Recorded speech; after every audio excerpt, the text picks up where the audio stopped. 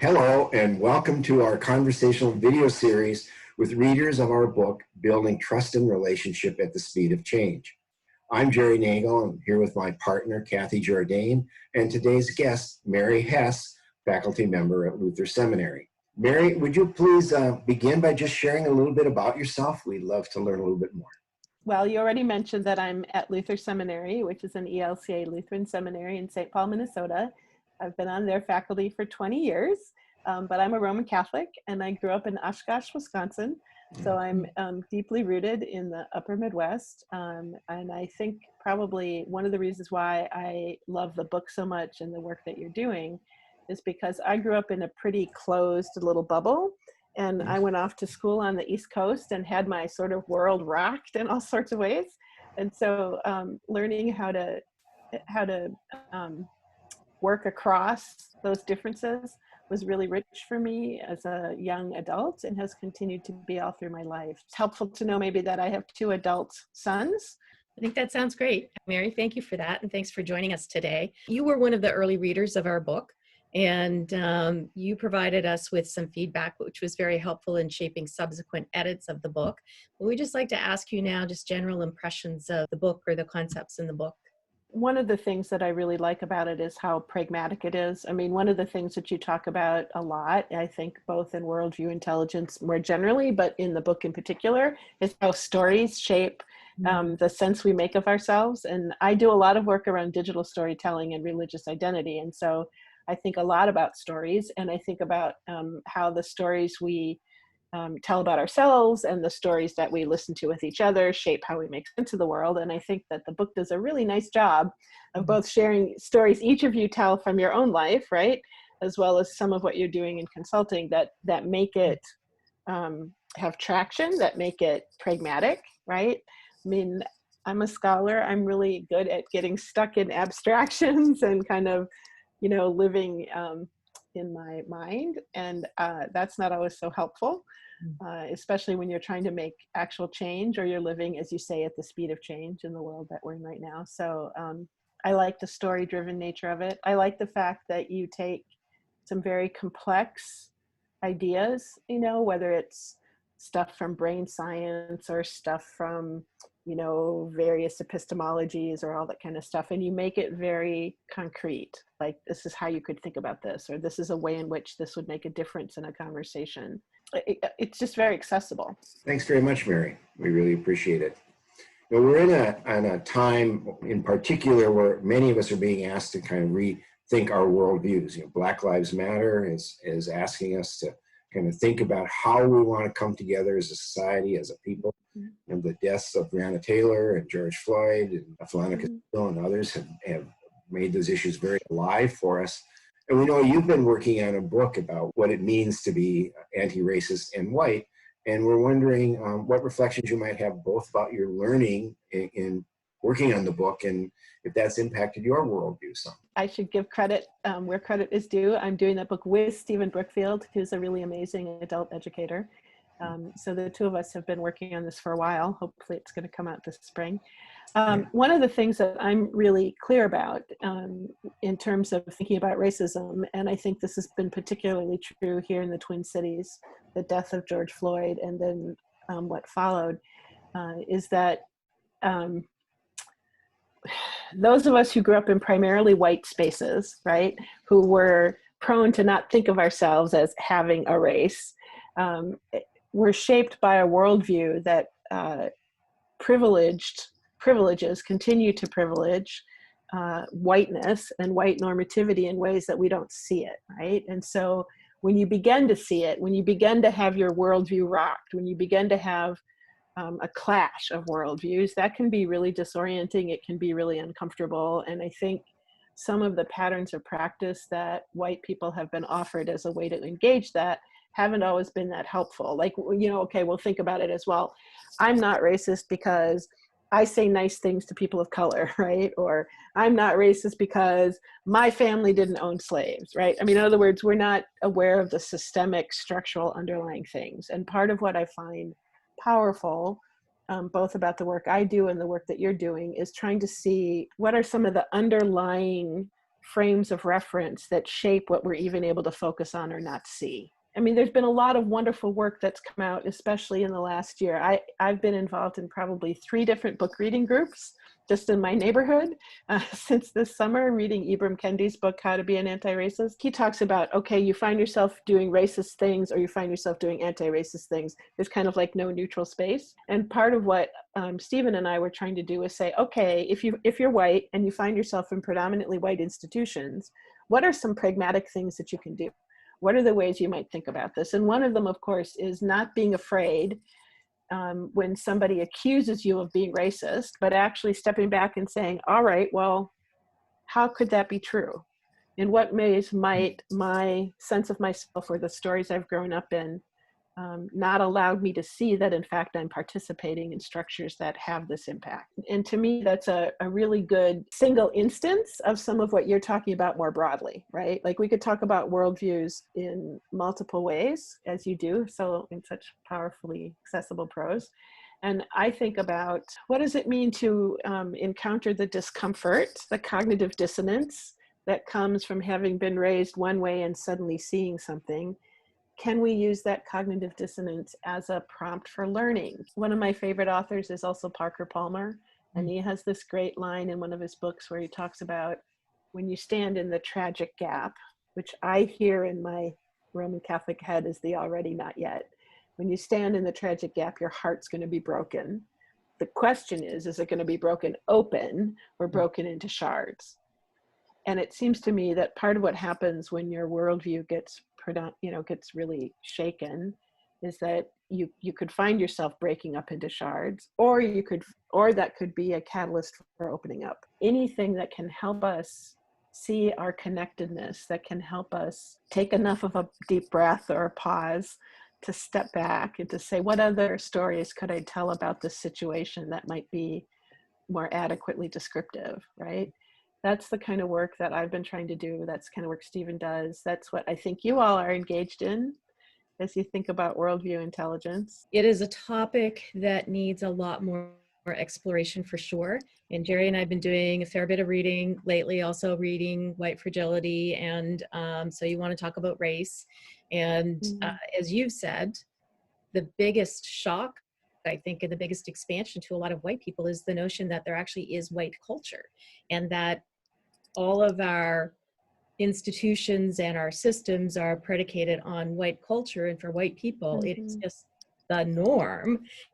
And so understanding that this is not the norm for everybody, it's a big cult. It's a big shock. Well, yeah. And I think even more, not just that it's the norm, but that it's based on white supremacy, right? Like there's a way in which that norm has so seeped into so many of our structures. I actually find really powerful. There's a person here in the Twin Cities, Resna Menakem. I'm not exactly sure I'm pronouncing his name right, but he does a lot of work around racialized trauma. And, you know, one of the things I think, and this is actually in your book too, when you talk about kind of the brain science stuff and the pieces of, you know, what confronts fight, flight, or freeze, right? How do you get beyond that? I mean, I think this notion of what happens when your whole way of seeing the world cracks open because you realize, well, wait a minute. It's not just that I pulled myself up on my bootstraps or I did all of this by myself, but in fact, I stood on the shoulders of other people, in some cases, standing on the necks of other people, even if that was not what I intended or wanted, right? I mean, I think about that a lot from this summer. When I was in 2nd grade in Oshkosh, Wisconsin, I still can remember Officer Friendly came to our class to talk to us, right?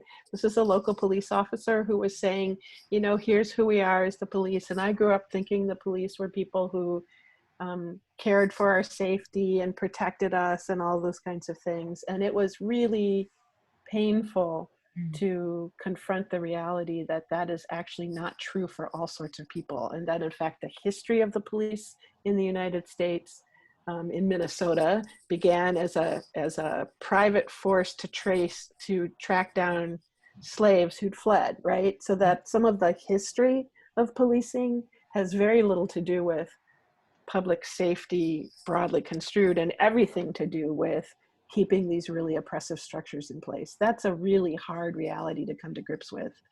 you were raised the way I was, right? Like, I don't want to see myself as benefiting from all of that pain. So coming to a point of recognizing, wow, I need to listen. I need to hear these stories. I need to give credence to them. I need to see how systemically they've operated. So my own worldview is a pretty religious worldview. I think if I didn't have some sense of a greater whole, some sense of a power for good that transcends human frailty, I would be in despair right now. It's interesting you mentioned despair. I was on a seminar yesterday on revolving around appreciative inquiry, and the model they used talked about an intersection of despair and hope and forgiveness, you know, and described despair as sort of the unwanted guest that shows up, you know, and then doesn't leave. Our these friends of ours, Jeannie and Joan, that write a lot about appreciative inquiry, about hope, and described hope as kind of a gaze. So, you know, where do you want to put your gaze? What do you want to see? And one of the things that, and partly that helps us combat despair, but one of the things I was struck by is you have to let go of the hope of the perfect outcome and look for the pebble. And I'm wondering how that resonates with you.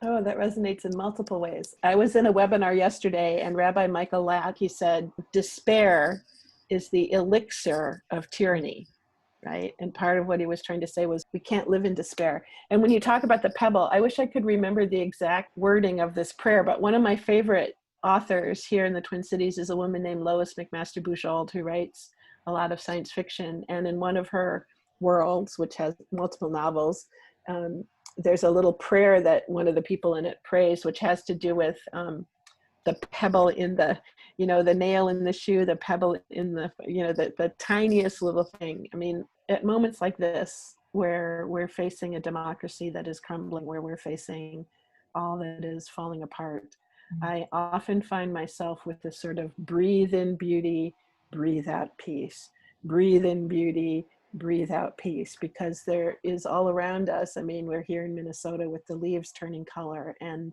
it's just glorious beauty beyond what I could imagine. And somehow that sense of the earth and the world being way more than me as an individual human. I mean, things will persist, life will continue, and then I live in the hope, and this is a Christian hope. I think it comes in other religious traditions too, but I was raised in the Christian world as a Roman Catholic. I believe that love ultimately wins, that love is the heartbeat of who we are together. And so even when I can't perceive it, I have hope that it is there. Jim Wallace used to say at Sojourners, hope is believing in spite of the evidence and watching the evidence change. One of my favorite books lately is called Humankind, A Hopeful History. It's written by a European guy who goes through and looks at all the different stories we've told about what it is to be human. Many of the stories that focus on brokenness, like the Milgram experiment, where the students gave increasing shocks to people, or the story of Kitty Genovese in New York. All of these stories that I grew up with about how horrible human beings are.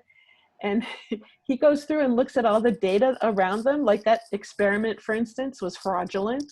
And the actual news reports surrounding what happened in New York City, there were actually people who went out and tried to help. So the question I have sometimes is, why are we so focused on narratives of fear or anger or outrage instead of being willing to see the narratives that are about connection and interdependence, right, and the holistic life? And that, I think, is partly why, again, to circle back around to your book, the thing about worldview intelligence, it seems to me, is becoming aware of what are the frames that you have in your head so that you can make some intentional choices about, am I choosing to look only at this that is frightening and outrageous and, inducing anger, or am I also seeing, I don't mean to deny any of that, right? Like with racism, I don't want to not know the history. But I also want to know the history in the United States, not only of all the racist oppression that we have structured and benefited from, but also the people who sought to resist it. there's a lot of history in the United States of people who have sought to resist racism. And we're not even, like, if we don't even know the history of racism, we're not even going to know the history of those who sought to resist it. Yeah. And I think that choosing to look for those stories, choosing to pay attention to those pieces is part of what keeps me hopeful. I really like that, Mary, and I really like this emphasis on stories, because there are a number of people who would now say that where history is being erased and rewritten. And when I encounter that, I usually say, I think history is actually being expanded, because our understanding of history has been very narrowly focused on certain narratives. And so it's not about erasing any of it, like you said. It really is about how do we expand the narrative so we know more, so that we can then engage it differently and then also show up differently. Right, that's right. That's exactly right. There's a really powerful essay that a woman named Serene Jones, who's the president of Union Seminary in New York City, wrote in the summer of 2016, before the 2016 election happened. And part of what she wrote in the essay was about the need to confront the painful histories in the United States, that it wasn't about letting go of the good stories. It was about having the fullness of the story, right? I think the very reality that our current president is doing his darndest to cease teaching holistic history, to fight every last moment in which we might have a critical engagement, has something to do with the fact that he feels threatened, right? He's losing.